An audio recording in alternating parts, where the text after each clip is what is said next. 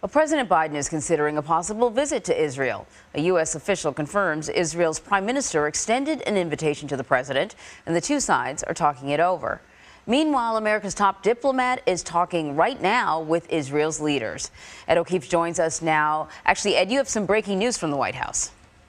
That's right, Anne-Marie. Happy Monday to you. The president is no longer planning to visit Colorado today. He had been planning to make an appearance there for an economic event, but instead the White House says he'll be staying here to participate in national security meetings. That possible visit to Israel, and we stress it's just possible, comes amid an invite from the Israeli prime minister. If it were to happen, it obviously would solidify the bond between the U.S. and one of its strongest allies that, of course, is now at war.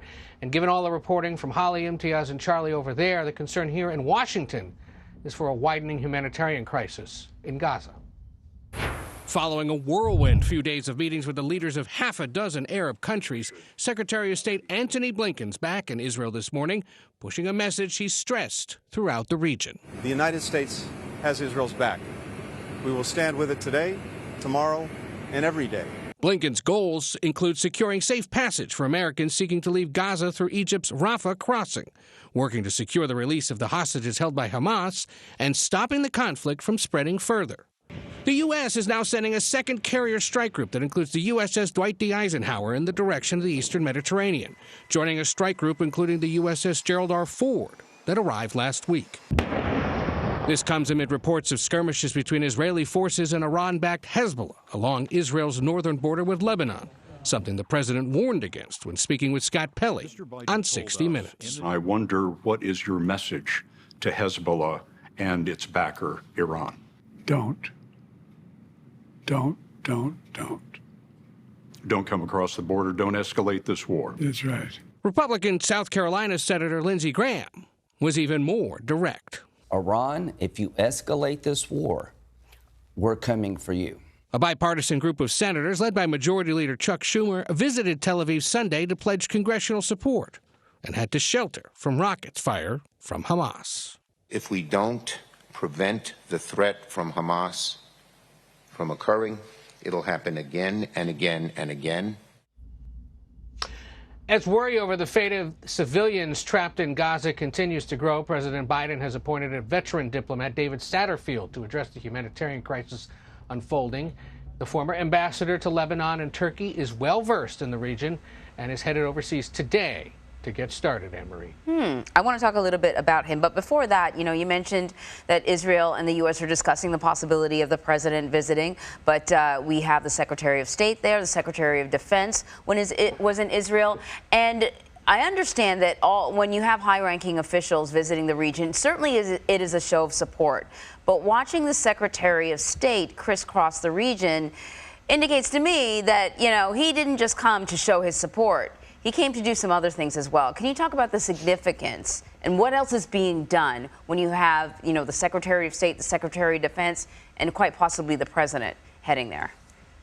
Yeah, well, as we said in our report, the goal is threefold. One, ensure safe passage of those people trying to get out of Gaza into Egypt. There's this place called the Rafah crossing there along southern Gaza, where people are normally allowed to cross. There's been a holdup there, and it's been the subject of negotiations through the weekend between Egypt, Gaza, the United States, Israel, all trying to sort out whether it can be safely done.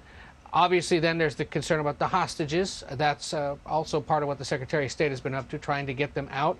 Qatar, again, is home to the political offices of Hamas, and so inevitably through Qatar, the United States is talking to them about where are they, can we get them back, or what will we have to do to make that happen.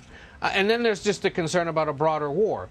And so by talking to all of these other Arab countries especially, the hope is to rally support for containing this conflict or figuring out where the pressure points would be were it to intensify.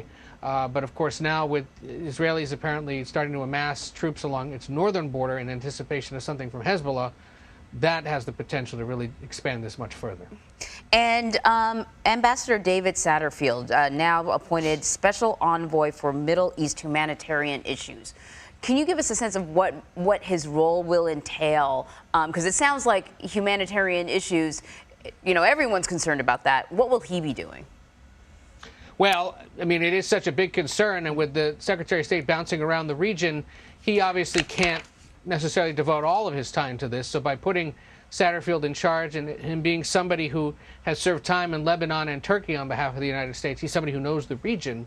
He'll be able to go talk to all of these different countries there and say, you know, what potentially could you do to help? What has to be done to ensure that they're being fed and that they get clean water and other supplies. It clearly has become a big deal. Presidents and secretaries of state can appoint these temporary special envoys all the time. We saw it frequently with Iraq and Afghanistan. We've seen to some extent with Ukraine as well, that various agencies or envoys step in to handle specific tasks, and that's what he'll be doing in this case. And as you know, the president spoke to Scott Pelley for 60 Minutes. A range of topics were discussed, but he did talk about the fate of civilians trapped in Gaza. I want to play some sound.